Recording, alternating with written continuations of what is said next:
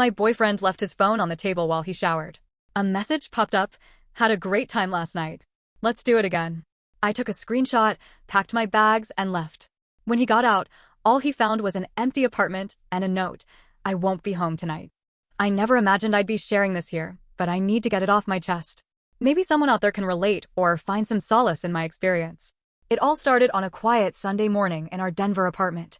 The kind of morning where the sun filters softly through the blinds and the world feels still. My boyfriend, Alex, had just stepped into the shower, leaving his phone on the kitchen table, a rare occurrence, as he usually kept it glued to his side. As I sipped my coffee, a notification lit up his screen. Had a great time last night. Let's do it again. My heart sank. I stared at the message, disbelief washing over me. My hands trembled as I picked up the phone, took a screenshot, and emailed it to myself. I didn't need to see more. That one message was enough. I felt a whirlwind of emotions, betrayal, anger, sadness, but most of all, clarity. I knew what I had to do. I packed a bag with essentials, leaving behind the shared memories and the life we had built together. On the kitchen table, I left a note. I won't be home tonight. As I closed the door behind me, I felt a mix of sorrow and liberation.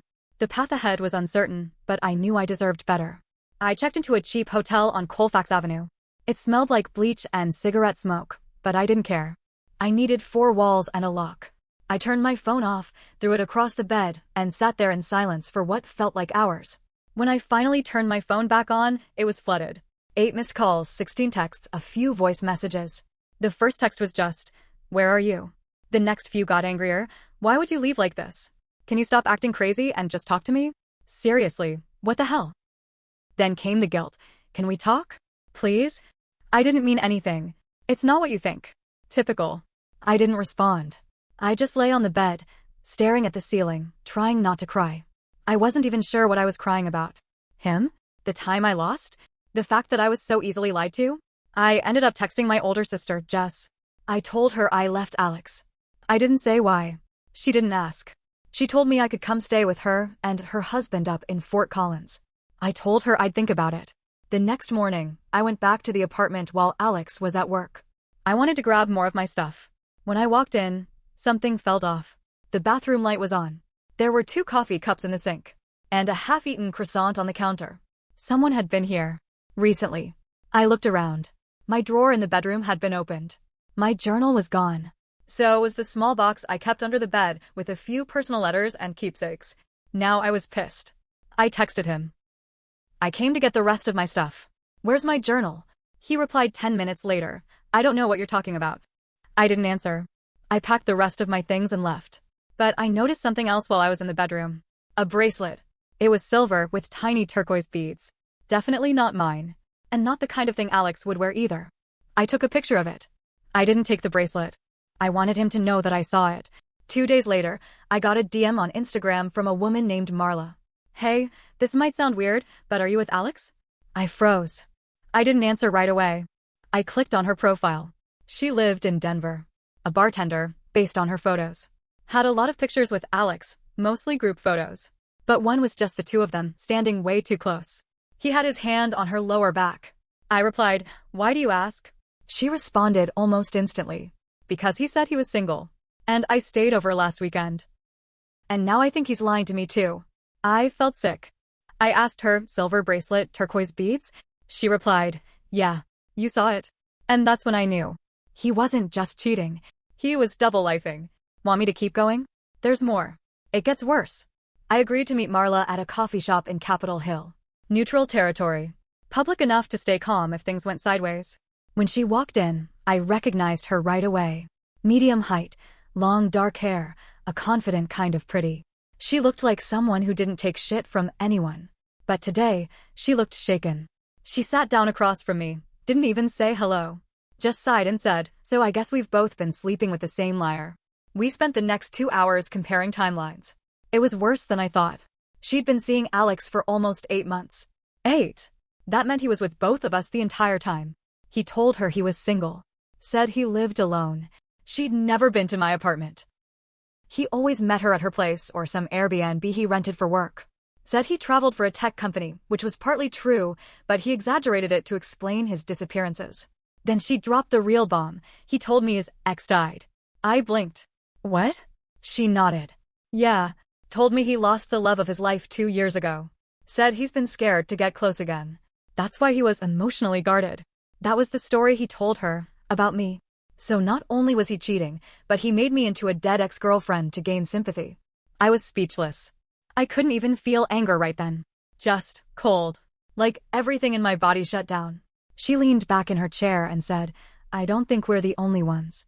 I didn't want to believe her, but deep down, I knew she was right. This wasn't just a one-night mistake. This wasn't a guy who slipped up. This was someone who made cheating a lifestyle. We made a plan. She still had contact with him. Said he was supposed to come over to her place that Friday night. We decided I'd be there too. It felt crazy, but I needed answers. I needed to see what he'd say with both of us standing right there, side by side. Friday came. I got to Marla's early. We waited. She kept it casual, texted him like normal. He said he was finishing a meeting and would be over around 8. At 8:15, there was a knock on the door. When Marla opened it, Alex walked in with a bouquet of cheap grocery store flowers and a bottle of wine. He kissed her cheek, took 2 steps in, and saw me sitting on the couch. He froze. Completely. He looked at me. Looked at her. Back at me. He didn't say anything, so I said it for him. You lied to both of us. You played both of us. And now we know everything. Still nothing. Just stood there holding the flowers like an idiot. Marla stepped in. You told me she was dead, Alex. His face turned ghost white. What? I know, I didn't say that. I didn't mean it like that. I stood up. You told her I was dead. You stole my life story and used it to manipulate someone else. That's when he finally spoke. And what he said made my blood run cold. I didn't think I'd get caught. That's it. That's all he had. Not sorry. Not confused. Just didn't think he'd get caught. I walked past him, grabbed my bag, and left. I don't even know what Marla said after that. I didn't look back. But here's the twist you're not expecting. 3 days later, I got a call from my bank. Someone had tried to open a new credit card using my name and social security number. Guess who worked in IT and had access to all my personal information? You think that's the end? Not even close. I went straight to the police. Turns out, because Alex had lived with me, and because he had access to shared devices, he'd been slowly collecting personal data. Notes from my journal. Scans of old documents. My email and password to our Wi-Fi router. Little things, one by one. The detective told me it was a common tactic. People like Alex don't just cheat, they manipulate everything. Control freaks wrapped in a charming smile. I called Marla and told her what I found out. She cried. Said he had once asked her for her SSN, claiming he needed it for a couple's travel insurance deal. She never gave it, thankfully. But the idea that he tried? It was enough. She agreed to go with me to the police. We filed reports. It was slow. I knew pressing charges wouldn't be simple. But it wasn't just about revenge anymore. I needed to make sure he didn't do this to someone else. But then came the twist I didn't expect. 2 weeks later, I got a message from another woman. This one came through Facebook. Her name was Tasha. She worked in HR at a software company in Boulder. She wrote, Hi, I know this might be strange, but I saw your name come up when I searched Alex's recent Facebook friends. He just broke things off with me last month, said he wasn't ready for a relationship after a loss. I just found out he's been dating someone else for a year. Is that you? I called Marla immediately. We met Tasha for lunch the next day. 3 women. 1 man. All lied to. All fed versions of each other's stories, twisted into whatever made him seem like a broken hero. We decided to do something petty. Something public. There was a tech industry happy hour event happening in Lodo, hosted by one of the companies Alex did freelance IT work for. We knew he'd be there. He RSVP'd publicly on LinkedIn like a fool. And we knew others would be there who probably didn't know what he really was. So we showed up. All 3 of us. Walked in together. Heads high. No drama, just truth. We didn't shout. We didn't throw drinks. We just started talking. Loudly. To people who knew him. To people he worked with. Hey, did you know Alex was dating all 3 of us at the same time?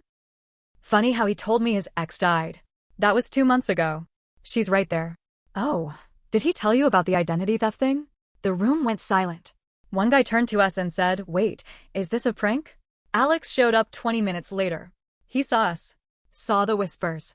The stares. The growing crowd around us. He walked up, sweating. What the hell is this? He asked. I stepped forward.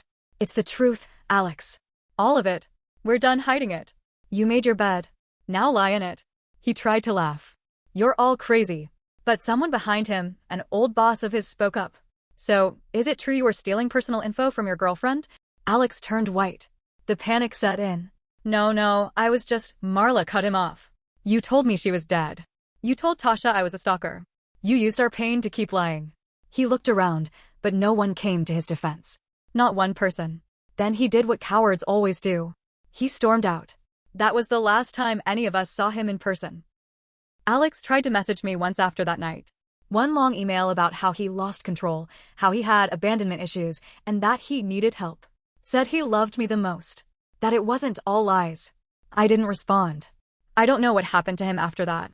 I heard from a friend that he moved to another state, disappeared from social media, maybe changed his name.